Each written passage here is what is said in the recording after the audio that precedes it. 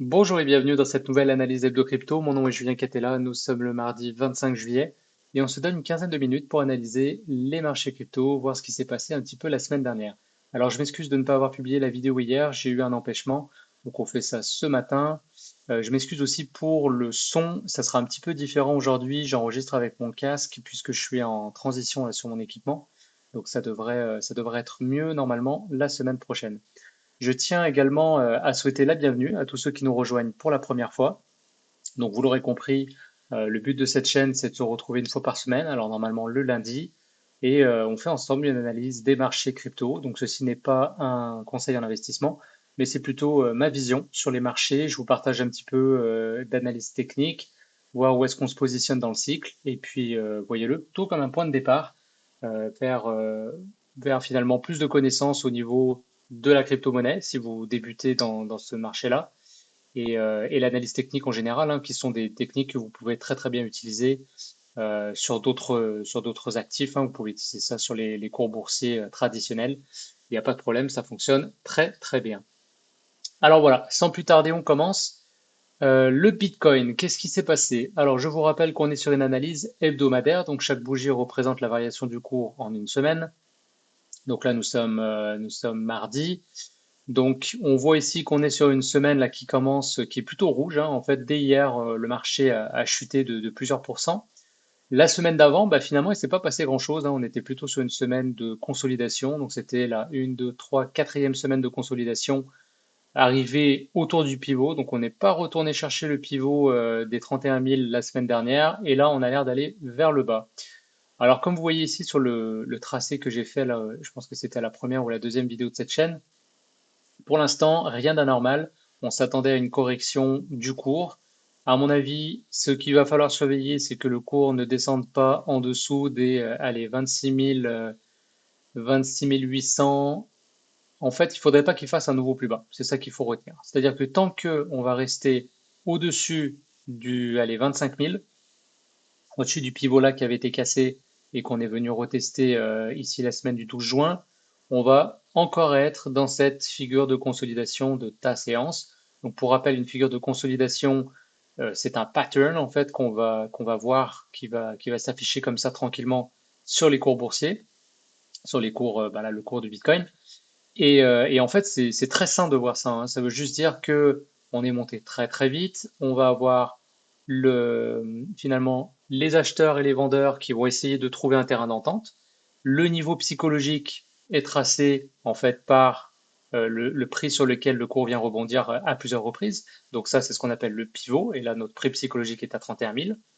Et en fait, ce qu'on va voir, et c'est en tout cas, c'est ce qu'on espérerait voir, je vais plutôt le dire comme ça, c'est que le cours va corriger à chaque fois, mais de moins en moins bas, et à chaque fois, on revient tout de suite sur le pivot. Et à la fin, on devrait avoir normalement une contraction des volumes. Donc les volumes, c'est ce qu'on voit ici. Donc c'est-à-dire que on va avoir le prix qui s'écrase au niveau du pivot, les volumes qui s'écrasent, et ensuite gros breakout. Donc breakout, cassure du niveau pivot avec beaucoup de volume, comme on avait eu ici sur cette bougie-là. Et si on voit ça, eh bien, ça sera très très bon signe. Ça voudra dire qu'on sera prêt pour aller vraiment chercher les ATH, à mon avis, hein, des 65 000 et probablement s'en affranchir. Donc voilà, c'est ce qu'on espère voir. Ça veut tout simplement dire là qu'on est en train de préparer un mouvement qui est mature. Et ça, c'est génial. Voilà. Donc rien d'anormal sur le Bitcoin finalement. Si on regarde là sur la droite, vous avez les différentes cryptos que je suis, donc triées par catégorie, ce que j'appelle les majors. Bon, c'est classique, Bitcoin, Ethereum, mais également la dominance du Bitcoin par rapport aux altcoins. On voit ici qu'on a une chute là, il y a 2 semaines, ouais, on est toujours en semaine. Sur la dominance du Bitcoin, on était quand même monté très très haut, hein, au 52%. Et on a eu effectivement dans cette semaine-là et aussi la semaine dernière des altcoins qui ont bien explosé, qui ont bien performé. Donc voilà, ça c'est assez classique. On va avoir comme ça toujours des phases, le Bitcoin qui performe et ensuite l'argent déverse vers les altcoins et on a à ce moment-là des projets altcoins qui vont plutôt performer. Sinon, on peut peut-être faire un petit point sur le XRP. Donc là, je vous renvoie à la vidéo de la semaine dernière si vous l'avez pas déjà vu. Sur le XRP, alors là, on voit qu'on a pour l'instant une correction, donc on n'est pas parti sur le scénario des temporisations sur une semaine et on repart tout de suite. Donc là, on va devoir rentrer un petit peu dans les unités de temps pour voir plus précisément ce qui se passe. Donc là, on est en journalier. Donc on voit ici qu'on a eu, hop, on retourne donc sur un pivot. Je ne sais pas si vous vous rappelez, mais le pivot, je m'étais dit, ah, il sera peut-être ici parce qu'on était monté très très haut. Finalement, non, c'est confirmé. Le pivot est bien là où je l'avais tracé au tout début, c'est-à-dire plutôt ici sur les, hop, c'est-à-dire à peu près sur les 81 000, pardon, pas 81 000, on est habitué avec le Bitcoin. Les 0, les 82, c'est ça, 0,8235. Donc là, pivot. Alors là, est-ce qu'on est dans une figure de ta séance? Donc ça, c'est ce qu'on va vouloir regarder. D'accord, on va tracer, on va effacer deux, trois trucs. On va effacer deux, trois trucs pour que ce soit plus clair. Donc, hop, on enlève ça. Et voilà. Et on va même rentrer en 4 heures exceptionnellement. Là, c'est vraiment juste pour que vous voyez un petit peu mieux ce qui se passe. Donc c'est vrai que normalement, j'analyse pas sur des unités comme ça. Mais là, ça va être un petit peu plus visuel pour vous. Donc là, moi, ce que j'ai envie de tracer quand je vois ce genre de graphique-là, on est tout simplement là dans une période de consolidation, ce qu'on appelle un range, hein. Vous m'entendrez souvent dire période de consolidation, c'est normal, hein, le marché fait ça plus que la moitié du temps en fait. Donc moi, je fais ça. C'est-à-dire que là, je trace une zone, d'accord? De façon générale, je recommande toujours de tracer des zones là, sauf quand on a un pivot qui est très précis, encore qu'on pourrait faire une zone pareille, parce que vous voyez, c'est pas si précis que ça finalement. Quand on rentre en 4 heures, on va peut-être le mettre ici, tiens, puisqu'on avait eu la bougie qui était venue taper dessus ici. Bon, voilà. Mais pourquoi tracer des zones? Tout simplement parce que un prix, c'est assez peu probable en fait, hein, qu'on touche un prix ultra précis comme ça. Alors il peut y avoir des chiffres ronds, des prix psychologiques, mais de façon générale, on trace une zone, ça nous donne une petite marge de manœuvre là dans notre analyse. Donc pour moi, ce qui s'est passé ici, c'est qu'on a eu une forte correction suite à la hausse, hein, monumentale, hein. Je rappelle quand même qu'on a eu une hausse de 100% et quelques, et puis ensuite on avait fini à 73%. Quand même, une petite correction après en fin de journée, de la deuxième, non, c'était en 4 heures, excusez-moi. Donc le premier 4 heures, deuxième 4 heures. Donc en une journée, on avait fait une hausse fulgurante de 100%. On avait fini à 75% en journalier. S'en est suivi une correction tout à fait normale. Et ensuite, on était reparti conquérir le pivot. Donc c'est là qu'on se disait, OK, est-ce qu'on va partir tout de suite ou pas? Alors là, après, apparemment, c'est le ou pas. Donc on va avoir une consolidation un peu plus longue. Donc moi, ce que je vais surveiller ici, c'est cette zone-là, tout simplement. Vous voyez ici qu'on a fait, hop, un double bottom. Là, on est en train de faire un double bottom ici. Donc si on repart et qu'on revient chercher les pivots, ça serait pas mal excellent. On voit ici au niveau du RSI également qu'on est allé chercher un tout petit peu plus bas ici, alors que le RSI, lui, est pas descendu tout à fait aussi bas. Ça, c'est ce qu'on appelle une divergence, hein. Donc, je vais le tracer, ce sera peut-être plus facile. Vous avez le prix qui fait un nouveau plus bas. Alors, on s'entend, hein. On est en 4 heures. Clairement, ça pèse pas autant que si vous étiez sur du hebdomadaire ou du journalier, des grosses unités de temps comme ça. Mais on commence à le voir ici qu'il y a un petit essoufflement au niveau de la baisse puisqu'on a nouveau plus bas sur les prix et le RSI qui fait un nouveau plus haut. Donc encore une fois, c'est ce qu'on appelle une divergence. Donc quand on a ça dans une zone comme ici, où on a eu un fort rebond, ça c'est plutôt bon signe. Donc je vous dis pas nécessairement d'acheter ici du XRP en tant que tel, hein. De toute façon, je vous le rappelle, je ne fais pas de conseil en investissement. Ça peut être un bon point d'entrée pour quelqu'un qui a manqué le mouvement, qui attendait une correction et en même temps des signes que potentiellement ça peut repartir. Alors, j'ai pas encore les signes que ça peut repartir, attention.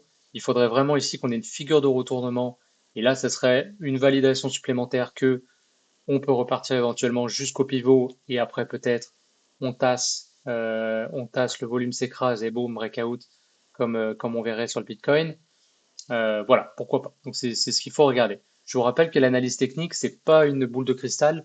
On établit tout simplement des scénarios en fonction de ce qu'on voit et il faut bien attendre des validations. Par contre, on peut toujours attendre plein de validations, hein, c'est ça le truc.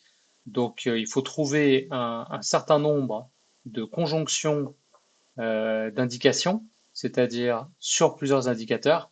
Ça nous donne des feux verts. Moi, je le vois vraiment comme ça. Et quand on a tous nos feux verts, on décide d'y aller. Maintenant, sur quelle unité de temps on le fait, combien de validations on veut, ça dépend des stratégies de chacun. D'accord? Si vous êtes plus, vous cherchez un investissement qui est plus sécuritaire, vous allez attendre plus de validation. Par contre, vous ferez potentiellement moins de performance, mais vous perdrez également moins quand vous aurez tort.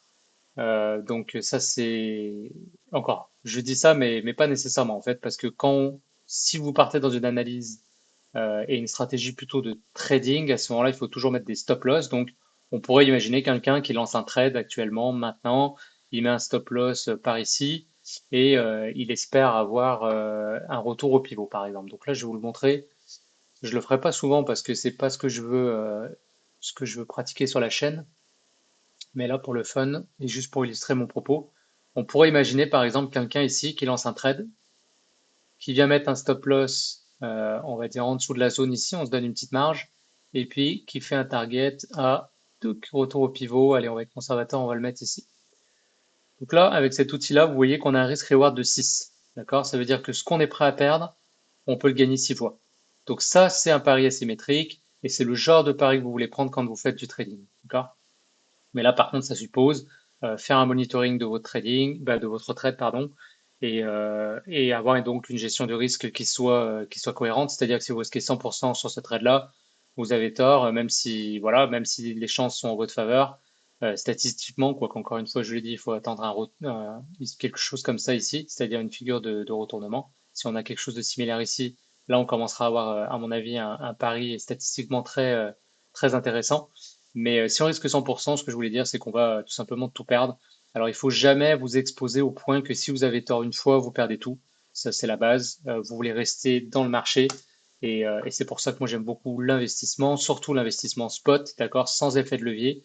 Ça fait que tout simplement, même si ça décroche, à la limite, si vous aimez le projet, vous dites c'est pas grave, moi je vends pas, je garde, et ben vous êtes en business parce que si ici quelqu'un avait acheté par exemple, on va prendre un exemple, quelqu'un ici, voilà, on avait un niveau, bam, assez fort, on a rebondi une fois, on a rebondi deux fois. Quelqu'un pensait qu'on allait rebondir à nouveau ici et qu'on allait partir en haut, d'accord? Je sais pas si vous voyez mon curseur. Euh, il prend son petit pari à la hausse comme ça, et là, bam, ça descend, ça décroche. Mais lui, il est en spot, il se dit, c'est pas grave, je suis tranquille, je reste. J'en ai rien à faire. J'ai mis un petit montant que je suis capable de vivre sans. Je laisse vivre sa vie. Et ben aujourd'hui, il est retourné en hausse. Tout simplement, il est retourné en gain. Donc voilà. Alors il a attendu un certain temps quand même, hein. Il a attendu quand même 427 jours, hein, plus qu'une année pour retourner en gain. Mais voilà, c'est ça un petit peu le délire quand on est investisseur. On a un peu cette flexibilité-là d'attendre plus longtemps. Je rappelle que quand même, la figure du XRP, elle est ultra bullish pour moi. Là, vous voyez, là un peu la consolidation qu'on a eu, le breakout. Et ben ça, c'est ce que j'espère voir sur le Bitcoin. Voilà. Et puis je vais vous laisser avec ça. Je pense que ça, ça sera plus visuel comme ça. Ce qui s'est passé sur le XRP, c'est ce que j'espère voir sur le Bitcoin. Ok? Voilà. Et puis, et ben pour finir sur une petite note aussi, tout simplement, rappelez-vous, hein, quand le marché il part très très vite, hein, comme on a eu les dernières semaines là sur certaines cryptos, à ce moment-là, vous avez deux options possibles, ou vous faites du FOMO, hein, donc c'est le Fear of Missing Out, j'en ai déjà parlé.